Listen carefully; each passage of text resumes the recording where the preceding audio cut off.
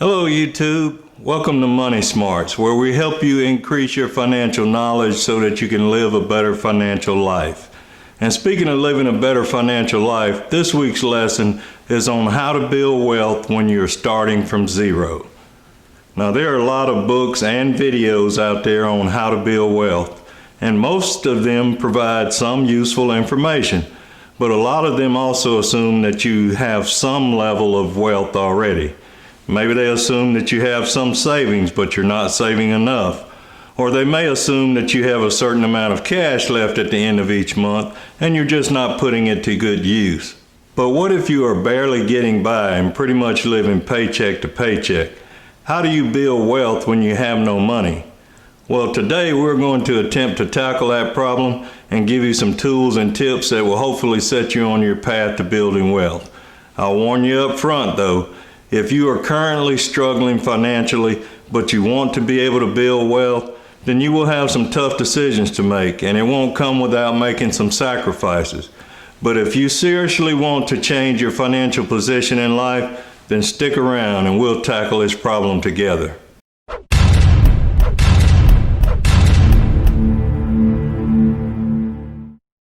Now I may be overly optimistic, but I truly believe that everyone, regardless of their current status, can improve their financial situation and live a better life than what they're currently living.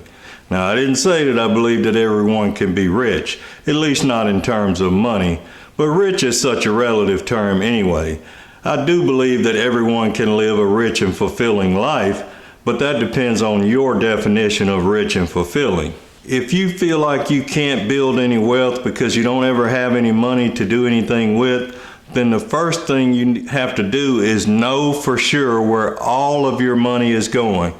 Now sometimes it's easy to overlook the value of small amounts of money, so we tend to see that money as sort of non-existent. Now let me explain what I mean. If you get paid every 2 weeks, and after paying your expenses for that period, you have less than $100 left until your next paycheck, subconsciously, you will tend to place little value on that $100 or whatever the amount. Your natural reaction will be something along the lines of, "This is all I have left after working my butt off for 2 weeks?"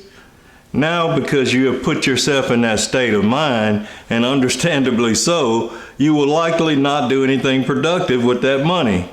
You'll make it to the next payday and the cycle will repeat. That's why you need to start with having a tracking system for your money.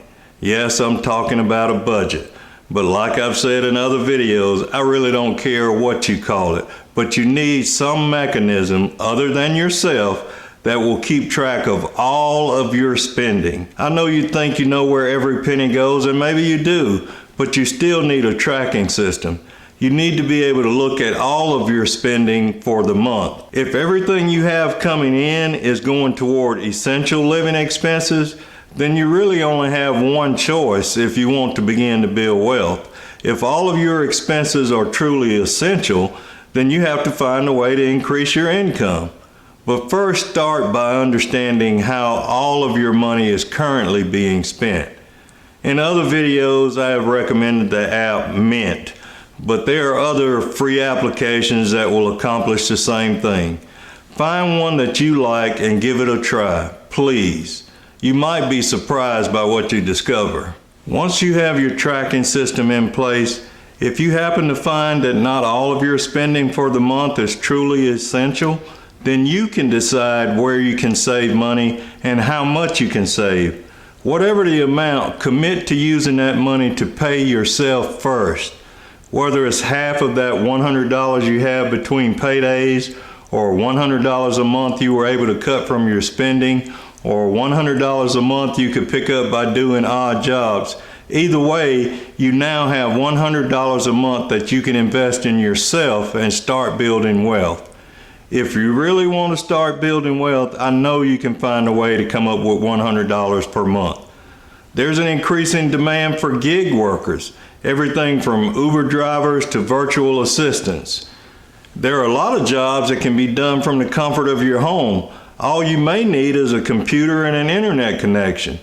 If you are good at writing, there are a number of places where you can sell your services on the internet.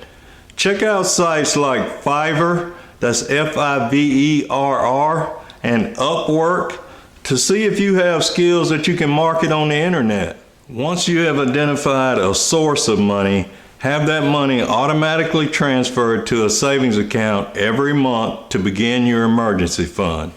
Set your initial emergency fund goal at $1,000. If you are able to save that $100 per month, you'll reach your goal in just 10 months. If you can't come up with $100, set aside whatever amount you can until you reach $1,000. Whatever amount you're able to save, you need to have it happen automatically. Otherwise, procrastination will creep in and you won't stick to your plan consistently. Most banks allow you to set up these automatic transfers, and since your tracking system is going to be linked to your bank account, you'll be able to see your progress as you go. This is important for staying motivated. If you can see your progress, it gives you a feeling of accomplishment. Once you have established that emergency fund and reached your initial goal of $1,000, it's time to move to the next step of building wealth when you start with no money. Step 2 should be paying off debt. You can't grow your money when debt is eating up your money. So now you want to take that $100 or more and add it to your debt payments. And in this case, I'm talking about credit card debt and any personal loan debt. I'm not talking about your mortgage or even a car loan at this point, unless you don't have any credit card debt, in which case you would move that money to your car loan or personal loan if you have one and get that debt paid off. If you have multiple credit cards, start with the one with the lowest balance first.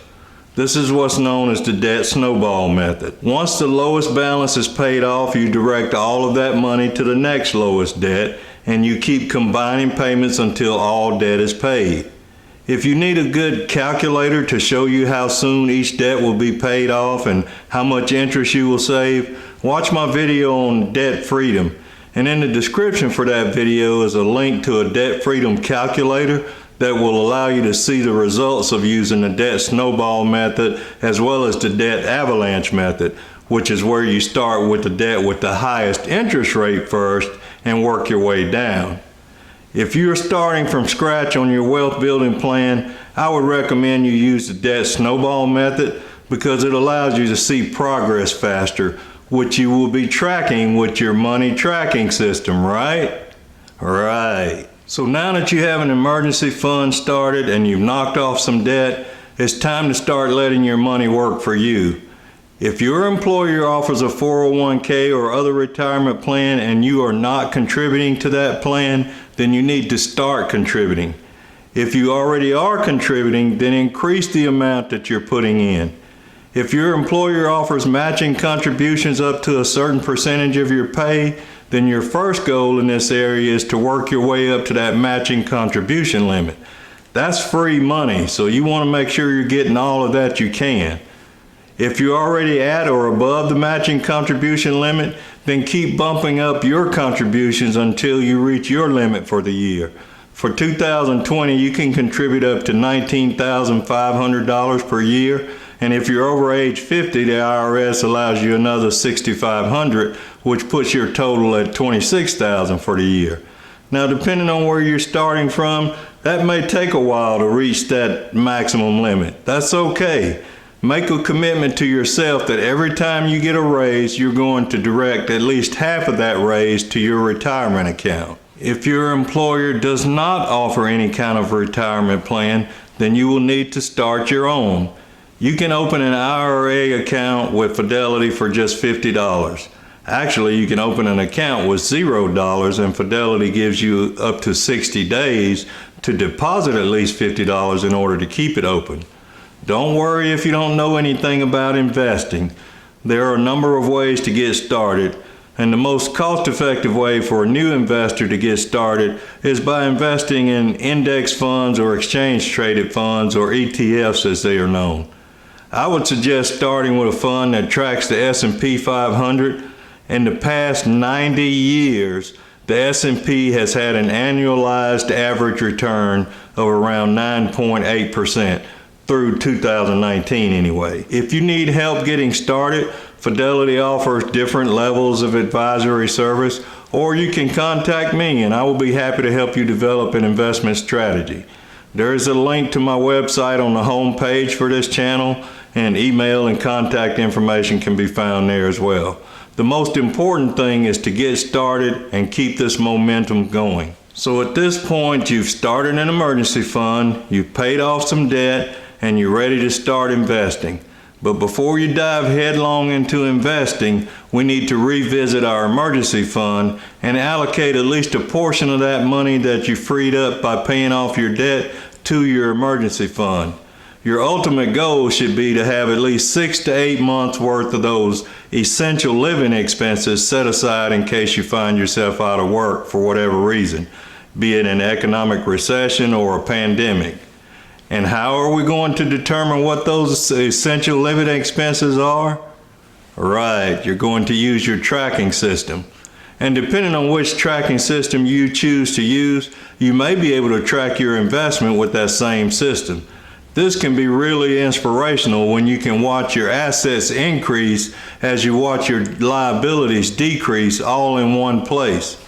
Most of these spending tracking apps will also calculate your net worth, so you'll know exactly when you reach millionaire status. But hold on, we're not done with your wealth building strategy just yet. We now need to think about further diversifying your investments. You have some diversification at this point by investing in an S&P 500 fund, but we need to add some bonds to the mix. This is where it can get a little tricky, and you may want to get some help determining what percentage of your portfolio should be comprised of bonds. And it can depend on a lot of factors such as your age, your risk tolerance, how long you have before retirement, and other things.